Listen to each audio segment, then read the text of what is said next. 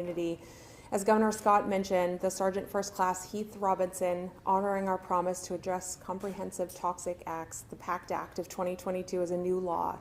It expands VA healthcare and benefits for all veterans exposed to toxic substances and burn pits. It's one of the largest health and benefit expansions in American history. The PACT Act expands and extends eligibility for VA healthcare for veterans with toxic exposures and veterans from the Vietnam era, the Gulf War era, including Desert Storm, and post 9/11 era. This law recognizes that toxic exposure is a cost of war and allows us in VA to address the full range of issues that impact toxic exposed veterans. We want to reach as many veterans and service members as possible and encourage them to enroll for VA healthcare. For those veterans and service members that already receive their health care through the VA, we want to make sure they know about the expanded benefits that are available under the PACT Act. As of last week, VA had received over 260,000 PACT-related claims and performed over 1 million toxic exposure screenings from around the country. We want to make sure that Vermont veterans and service members know what is available to them and what they're eligible for. On Saturday, February 25th, the Vermont National Guard and Governor Scott have made it possible for us to hold a VA claim assistance and toxic exposure screening clinic at Camp Johnson in Colchester. We will have staff on hand to process benefit claims, perform toxic exposure screenings, and answer any questions. Today, we will sign a letter that outlines the importance of the PACT Act and invites the military community to attend this event. General Knight, once again, thank you for hosting us at Camp Johnson, and Governor Scott, thank you for prioritizing Vermont veterans and service members today and into the future. I'm going to turn it over to General Knight. Thank you, Doctor. Before General Knight starts, have people come in if you'd like to.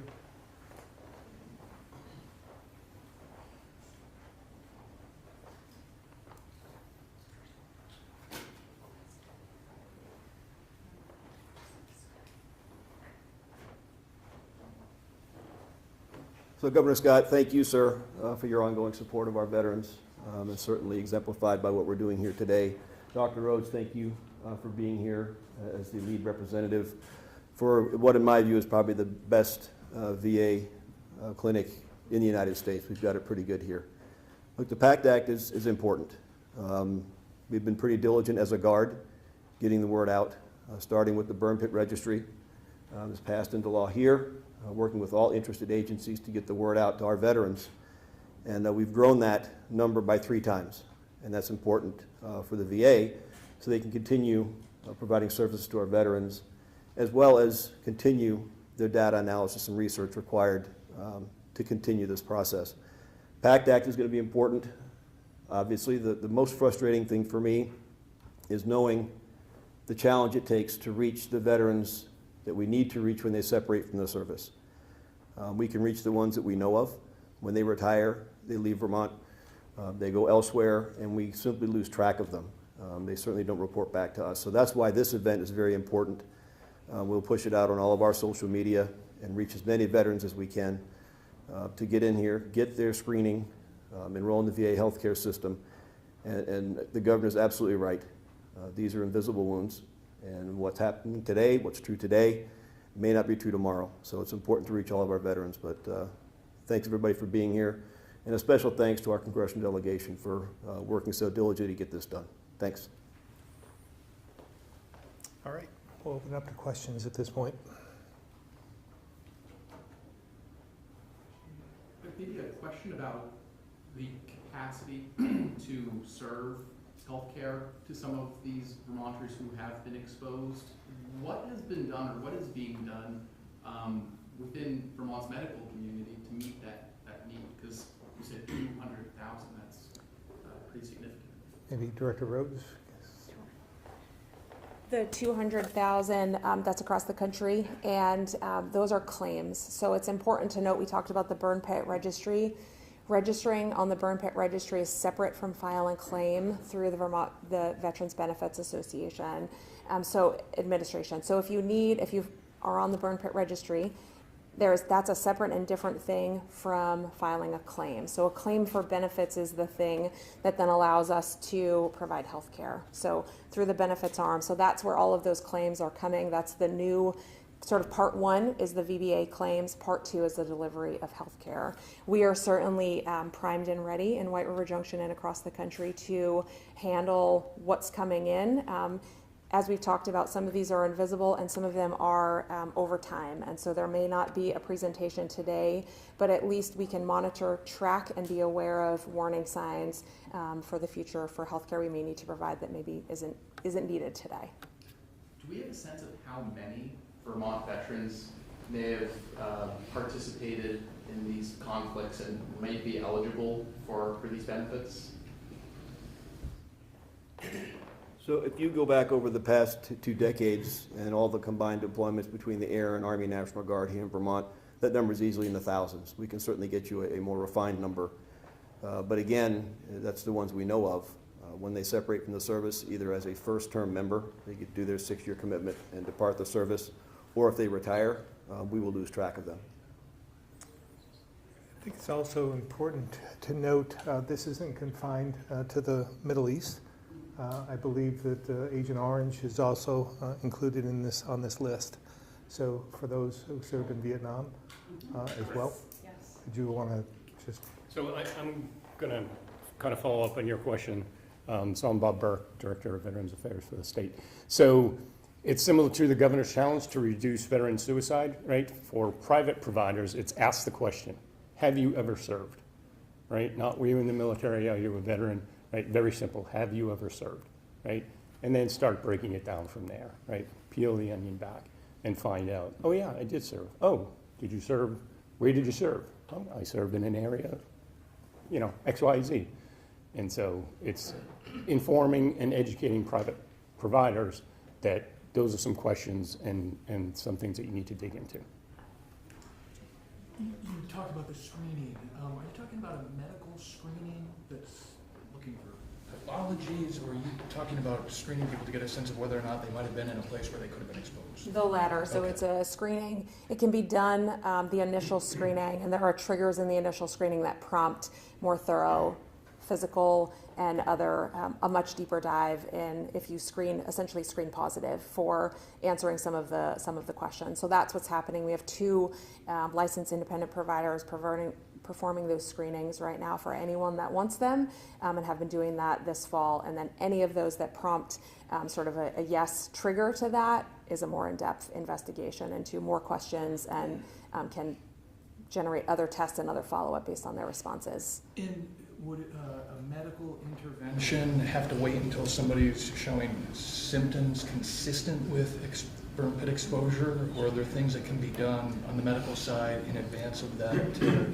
either minimize the chance that those symptoms show up, or? I'm definitely not a medical doctor, so I don't have expertise in that particular area, but my understanding is all of this is that because of things like the burn pit registry, we know warning signs, all the research that happens within VA, we know groups of symptoms that may be indicative of X that prompt other treatment. And again, those private providers sending people to the VA for these toxic exposure screenings so that they're in our system. And you have providers and physicians that are familiar with what we're talking about here. They do it all the time, every day. So getting them into the VA system is important to help get that health care, but it's not that you have to wait until, just like preventative health care, that's what we're trying to do all the time so that we don't end up, with a bad outcome for missing. How are the outcomes for people that do get early treatment? I don't know I'm not sure I'd speak on, specifics. It's very independent based on what was the exposure, when are they coming to us, is it early, is it late, but I think that would be a very individual question based on the individual person, their exposures, their general medical history, et cetera. With that process being said and the numbers that have been mentioned, how prepared is the VA to handle the influx of claims? Right now, we have a representative from VBA here. The primary influx is to VBA for claims. Once someone gets a service connection through that process, that's when they would transition that to the Veterans Health Administration and VA hospitals. We've seen, again, with our, I have the number exactly, that we've done toxic exposure screenings in the last 3 months is 1,700, which is way more than we'd ever done. If you look at that, annualize that, way more than we've done in the past. But the transition from claim to healthcare, that's the bolus that hasn't hit us yet. That's in the VBA claims process right now. Are you guys confident that you'll be able to handle that? Absolutely, that's our anticipated, when we're trying to staff all the clinics appropriately, both on the side of folks that are trying to get into the system, so on the eligibility side, registering for VA care. We don't want their first experience to be that we don't call them back, we don't answer the phone. We want people to come to the VA, we want to see them for their health care on the back side of the claims, or if they're just interested in getting into the VA system on the front end. General Knight, other big reforms that you're looking for as it relates to the care that your members get from the VA after their service? I think probably the most important thing, as Becky said, we've got a very good system here in Vermont. The bigger concern for me, I will come back to it again, because it is important, is getting the word out to those veterans who have been deployed in areas where maybe of concern for exposure to toxins. My big concern is once somebody separates from the service, as I said, we don't have track of them, but they also may not connect an ailment with exposure to burn pits. And the further the distance between the two events, and again, it comes back what the governor said, it's invisible now. If you do the screening, you're far more likely, and I say this not being a doctor by any stretch, but you're far more likely to find something early and be able to get the treatment once you're enrolled in the VA system. I think we probably all know someone who's served and done tours, multiple tours in the Middle East in particular. I think about Mike Cram, for instance. I went to visit him with General Heston about a week before Mike Cram passed away. Had we had this registry before then, maybe that this would have been identified with people like Mike Cram. Not long after that, General Heston passed away due to cancer. Same issue there. So trying to get this registry so that we know who they are, where they are, so they're getting screened is really a matter of life and death at times. So I think this is very important. I also had a cousin who was in Vietnam, lived in Barrie, and he passed away due to cancer. And I'm sure, we were all sure, that it was due to Agent Orange. And but it was never proven. That wasn't viable at that point in time. But today, again, having this registry will give everyone an opportunity to at least get on this registry so we know who they are, where they are, and get them the help that they deserve from service to their country. Any other questions on this topic? We have a number of veterans here in the room. We have a number of active duty here as well. Maybe you want to ask them about their thoughts on the reduction of the tax on military pensions or something like that. Speaking of, All those in favor? since you bring up budget and fiscal issues, the House wants to spend $21 million to extend the Hotel Motel program as is until July 1st. They say they want more time to put in a plan for what's going to happen to those folks when they leave those units. Your thoughts on that proposal? Yeah, I mean, we have a plan that we put forth, so we have a plan for that, and some of it we've been talking about, some will be in the budget itself, but trying to get them into permanent housing is important. I'm also a little concerned about that. I think it's 86 or 87 million in total. Very pleased, by the way, with them including our initiatives in that budget adjustment. But I'm concerned about the $86, $87 million more they added and where that's going to come from. Because obviously We have a budget that includes a lot of that money, and I just want to make sure that we continue to focus on the fundamentals and what can help us get through the next few years as we see the economy turn downward, I believe. So are you opposed to spending an additional $21 million? I don't know that it's needed. I think it should be something we discuss, but I think we have a plan in place right now. They've fenced off, as Representative Lanford said, the $9 million that you asked for psych beds down south. But they said they're not ready to appropriate that money until they can learn more about what it is the hospital is going to do. That makes sense. Exactly. You're okay with that? Yes. Yeah. Governor, the federal government is ending its nationwide COVID emergency declaration. What are your thoughts on that and its potential implications? I think that's in May. Is that? Yeah, I believe I heard that last night. They made that declaration. So I think it's just a sign of where we are at this point in time. We've been through a lot over the last 2 or 3 years, and COVID is still among us, but it isn't at the emergency level. So I think it's probably appropriate. So you would agree with the decision, or? Yeah. Yeah. My understanding is that this could have implications for insurance coverage of vaccines and testing. Are you concerned about how that could affect Vermonters, especially? Well, again, I mean, this is going to be as common as the flu as time goes on. I mean, we've gone through this emergency. The vaccine we have is viable, and it'll become just like we do with the normal flu. I believe that you'll have to have a COVID booster on a yearly basis of some sort. So I think, again, this is appropriate, and we've been through this for a while, and it's just going to become part of our everyday challenges. The rolling back of the emergency also means rolling back some regulations surrounding telehealth, especially in a rural state like Vermont. What impact do you think that could have? Well, telehealth has become very central to what we do, and I think it's been viable. We'll see where we're at with that and what we need to supplement that, but I think it's become effective. And in terms of, I don't know if I'd describe it as rolling back, but you know, the emergency has been subsiding for quite some time. We're not seeing anyone testing to the degree we had like a year or two ago. In fact, it's almost non-existent at this point in time. So again, we need to get back to somewhat normal, and this will be part of normal. Do you think that the state should have some sort of role in closing the gap of coverage of vaccines and testing, or? Well, again, we'll see what happens on a federal level.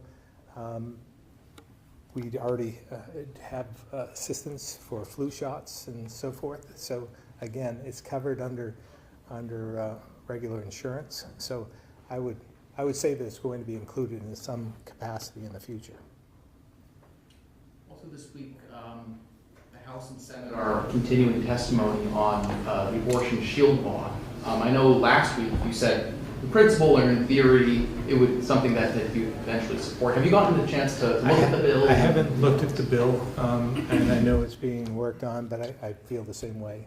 From what I've heard over the last week or so, I'm generally in favor, but details matter. The Senate bill S-37, it includes a provision in it basically to add crisis pregnancy centers into the Vermont statute on consumer protections, alleging that crisis pregnancy centers are misleading and do harm to public health, et cetera. What's your take on that? I think we're getting too far in the weeds for my expertise, so I would want to confer with my team to see what they think about this and what the ramifications are of this as well before I jump into the fray. Governor, in both of your addresses so far throughout the session, you've mentioned mental health services and things like that. So there's a bill going around the House that would essentially add Vermont to an interstate counseling compact. Would you be in support of possibly joining an interstate compact so we can have more doctors come in to improve, I guess, the services and care of mental health across the state? Well, in concept, I would say the more we can do as a region, the better. I'm not sure again, the ramifications of that, and I'd want to talk to my healthcare team to see if this is good for Vermont or not.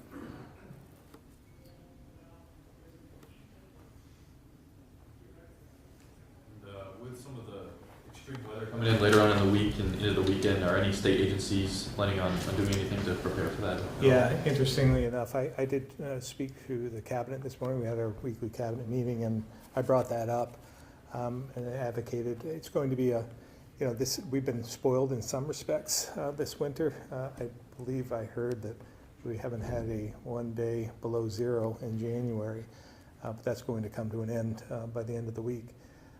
Thankfully, it's a short period of time.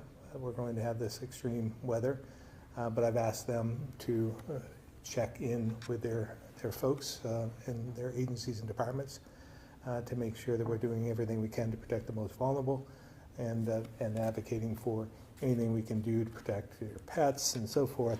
Any advice we can do to get through that 2 to 3 days. Lastly, a lot of the folks from the CUDs in the state that have helped expand broadband and are continuing to do so, many of them starting construction and already have. What is your take on all the work that they've done? Obviously, there's a resolution in the House today just recognizing them and all of their work. Yeah, we've got I appreciate all the effort from them. A lot of them are just community groups, volunteers, and so forth. So I very much appreciate that.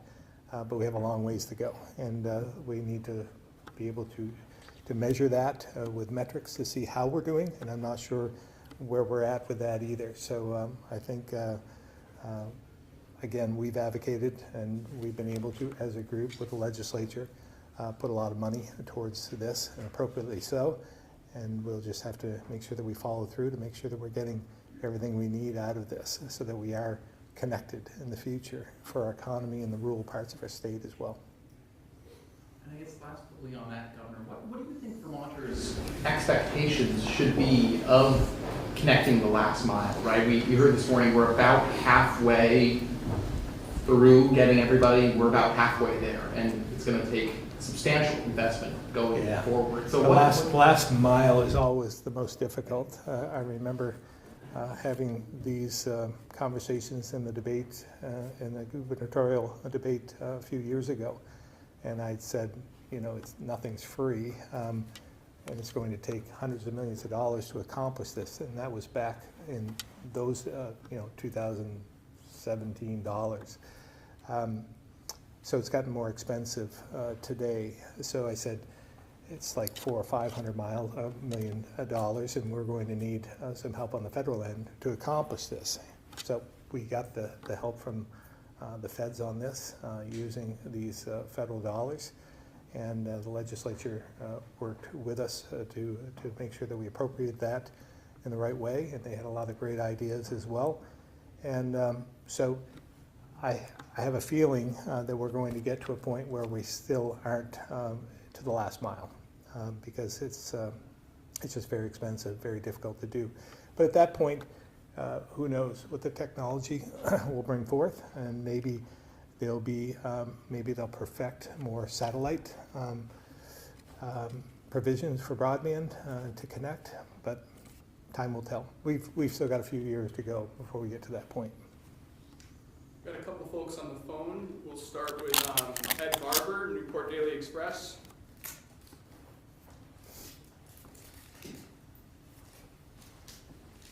Ed Barber.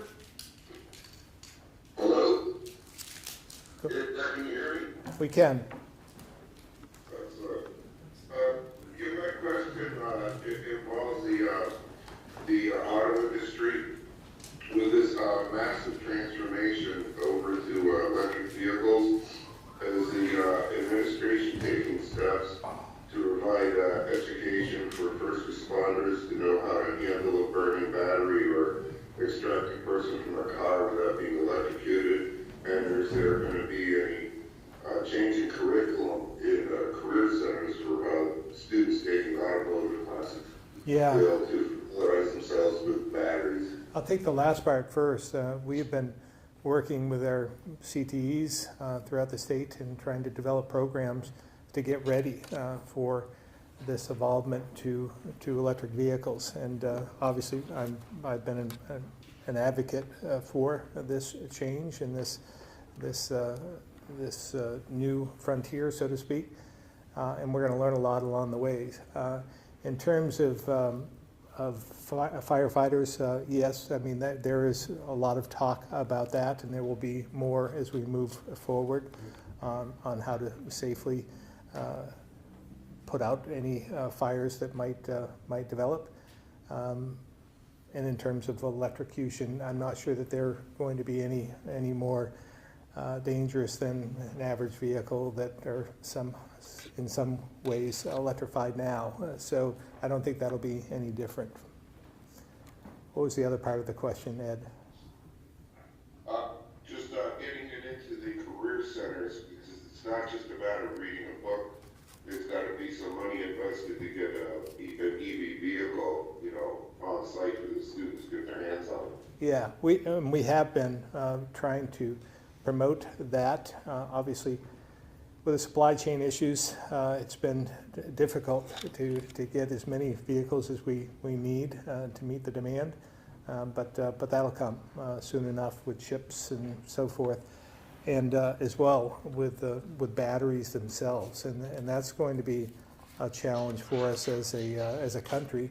Where do we get the materials for the batteries, and are we going to build them ourselves, or are we going to rely on other countries to supply them?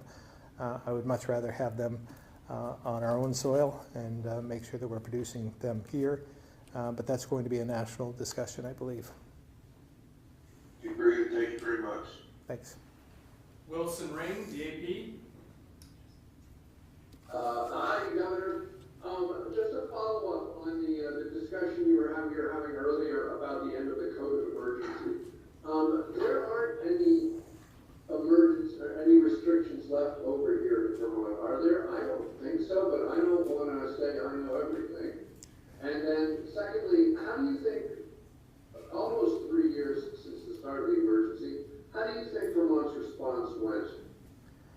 An overview of it. Yeah, I don't know if there's any restrictions at this point. We ended our state of emergency over a year ago, maybe a year and a half ago. So that was, it's been quite some time. In terms of our response, I think we did as well as could be expected through the help of many Vermonters and their attitude and trying to take the politics out of it. And so we got through it successfully, certainly with the appropriations from Congress, with Senator Leahy, Senator Sanders, and Congressman Welch. They brought our share, more than our share in some respects, to Vermont in terms of relief dollars, and that's going to be essential that we continue to make sure that we're investing that money into the future and get us through this last inflationary period. So I think we did well in terms of in relationship and in comparison to other states, and very proud of what we accomplished together in doing so. Okay, thank you very much. Any others in the room? I also have one more kind of very off topic. Governor Sununu of New Hampshire confirmed that he is exploring a presidential run for 2024. Do you just have any thoughts on that at all? No, I think exciting to hear that he's thinking about throwing his hat in the ring. We'll see what happens, and others as well. I think this is healthy. All right, still no questions about pensions, taxing, so forth. All right, thank you all very much.